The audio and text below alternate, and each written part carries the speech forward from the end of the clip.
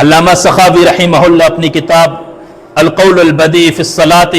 علی حبیب الشفیع کے اندر ایک واقعہ نقل کرتے ہیں کہ حسن بصری رحمہ اللہ کے پاس ایک عورت آتی ہے، آ کے کہتی ہے کہ حضرت میری بیٹی کا انتقال ہو چکا ہے اور میں دیکھنا چاہتی ہوں میری بیٹی کس حال کے اندر ہے، بڑی بچی تھی اس کا انتقال ہو گیا، میں دیکھنا چاہتی ہوں، مجھے کوئی عمل بتائے۔ لوگ آ کے پوچھتے ہیں، آپ نے دیکھا ہوگا آپ کے پاس بھی آتے ہوں گے، میرے پاس اکثر لوگ یہ سوال کرتے ہیں کہ مولوی صاحب کوئی ایسا عمل بتائیں کہ میرے والد کا انتقال ہو چکا ہے، میں خواب میں دیکھنا چاہتا ہوں، میری والدہ کا انتقال ہو چکا ہے، میں خواب میں دیکھنا چاہتا ہوں، میری بہن کا انتقال ہو چکا ہے، میں خواب میں دیکھنا چاہتا ہوں۔ حسن بصری رحمہ اللہ کے پاس بھی ایک عورت آئی اور آ کے کہنے لگی کہ حضرت میری بیٹی کا انتقال ہو چکا ہے اور میں خواب میں دیکھنا چاہتی ہوں وہ کس حال کے اندر ہیں، عالم برزخ میں ان کے ساتھ کیا ہوا، قبر کے معاملات کے اندر ان کے ساتھ کیا ہوا، میں دیکھنا چاہتی ہوں۔ تو حضرت نے کہا کہ 4 رکعت نماز پڑھو، سورہ فاتحہ کے بعد سورہ تکاثر پڑھو، 4 رکعتوں کے اندر الہاکم التکاثر حتی زرتم المقابر کلا سوف تعلمون ثم کلا سوف تعلمون کلا لو تعلمون علم الیقین لترون الجحیم ثم لترونها عین الیقین ثم لتسألن یومئذ عن النعیم۔ چھوٹی سی صورت ہے، فرمایا کہ عشاء کے بعد 4 رکعت نماز نفل پڑھو، ہر سورہ فاتحہ کے بعد یہ سورہ تکاثر کا اہتمام کرو، فرمایا اس کے بعد کثرت کے ساتھ دروشی پڑھتے پڑھتے آپ کی آنکھ لگ جائے، بستر پہ لیٹو اور کثرت سے دروشی پڑھتی رہو اور پڑھتے پڑھتے آپ کی آنکھ لگ جائے، خواب میں آپ کو آپ کی بیٹی کی زیارت ہو جائے گی اور آپ کو پتہ چل جائے گا کہ آپ کی بیٹی کس حال کے اندر ہے۔ یہ عورت گھر گئی، عشاء کی نماز ہوئی، عشاء کی نماز کے بعد اس نے یہی عمل کیا جو حضرت حسن بصری رحمہ اللہ، بہت اللہ کے ولی گزرے ہیں، انہوں نے جو بتایا تھا، اس نے 4 رکعت نماز نفل کی نیت باندھی، اس کے بعد سورہ تکاثر پڑھی سورہ فاتحہ کے بعد، اس کے بعد کثرت سے دروشی پڑھتے پڑھتے اس کی آنکھ لگ گئی، خواب میں اپنی بیٹی کو دیکھتی ہے، بڑی خوفناک حالت کے اندر ہے، زنجیروں کے اندر اس کو باندھا ہوا ہے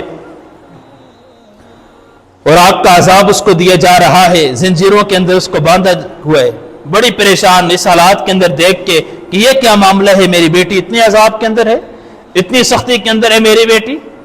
آنکھ کھلی، گھبرا کے اٹھی اور بھاگتی ہوئی حضرت حسن بصری رحمہ اللہ کے پاس آئی، کہا میں نے خواب میں اپنی بیٹی کو دیکھ لیا ہے لیکن بڑی پریشان ہوں، بڑے خوفناک حالت کے اندر دیکھا ہے، آپ مجھے بتائیں نا میں کیا عمل کروں، میں کیا کروں کہ اس کو عذاب اس سے نجات ہو جائے۔ کہا کہ جا کے صدقہ دے دو، اللہ ہر مصیبت کو دور کرتے ہیں، جا کے درود پڑھو، اللہ نرمی والا معاملہ کرے۔ اب یہ عورت وہاں سے آ گئی، اس نے کوئی صدقہ بھی دیا، ایک دن گزرا نہیں تھا، دوسرے دن حسن بصری رحمہ اللہ خواب دیکھتے ہیں، خواب کے اندر ایک جنت ہے، ایک بہت بڑا محل ہے، محل کے اندر ایک تخت بنا ہوا ہے، اس محل میں اس کے اوپر ایک عورت بیٹھی ہوئی ہے، سر پہ تاج ہے، کا نورانی لباس پہنا ہوا ہے، جیسے حیران ہو اتنی خوبصورت اور اتنی عیش و عشرت کے اندر۔ کہا وہ لڑکی کہنے لگی مجھے پہچانا ہے؟ میں نے کہا میں نے تو نہیں پہچانا۔ کہا میں وہی لڑکی ہوں جو عورت آپ کے پاس آئی تھی آپ سے وظیفہ پوچھنے کے لیے، آپ سے پوچھنے کے لیے کہ کوئی عمل بتائے کہ میں اپنی بیٹی کو خواب میں دیکھ سکوں۔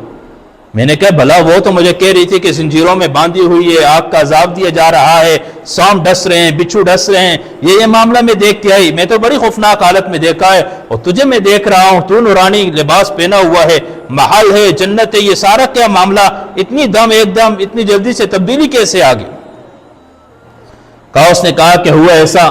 میں واقعی عذاب کے اندر تھی، صرف میں ہی نہیں، جس قبرستان کے اندر مجھے دفن کیا تھا اکثر اس قبرستان کے اندر نافرمان تھے اور اللہ کے باغی تھے، سب عذاب کے اندر مبتلا تھے۔ ہوا ہے کہ گزشتہ رات یہاں سے ایک اللہ والے کا گزر ہوا اور وہاں سے گزرتے گزرتے اس نے درود شریف پڑھا اور درود شریف پڑھنے کے بعد اس نے ہمیں ہدیہ کیا اور اللہ سے دعا کی اے اللہ اس درود شریف کی برکت سے ان قبر والوں کی مغفرت فرما دے۔ کہا کہ اللہ رب العزت نے صلی اللہ علیہ کی زبان سے درود کے کلمات نکلے، اس درود کے کلمات کی برکت سے اللہ نے صرف میری نہیں سارے قبرستان کی بخشش فرما دی اور جتنے عذاب کے اندر مبتلا تھے سب کو ہٹا کے اللہ نے جنت الفردوس میں داخل کر دیا۔ میرے عزیز بھائی اور دوستو، کتنی بڑی بات ہے کہ درود شریف کی وجہ سے اللہ عذاب کو دور کرتے ہیں۔ تو معلوم ہوا اپنے مردوں کو، اپنے جو ہمارے عزیز و اقارب دنیا سے چلے گئے، باقی بھی اگر قبرستان سے گزر ہو، جس جگہ دعا پڑھیں گے قبرستان میں داخل ہونے کی، اس جگہ ساتھ ہم درود شریف کا بھی اہتمام کریں گے، درود ابراہیمی پڑھ کے ان کو ہدیہ کریں گے، اپنے مردوں کو درود ابراہیمی پڑھ کے ہدیہ کریں گے۔ باقی درود جو آسان ہے، جو مشکل لگتے ہیں تو نہ پڑھیں، آسان ہے وہ پڑھ لیں۔ ہر درود کے فضائل ہوتے ہیں، درود ابراہیمی کے بہت زیادہ فضائل ہیں، تو کوشش کیا کریں کہ درود ابراہیمی کے ذریعے اپنے مردوں کو راحت پہنچائیں۔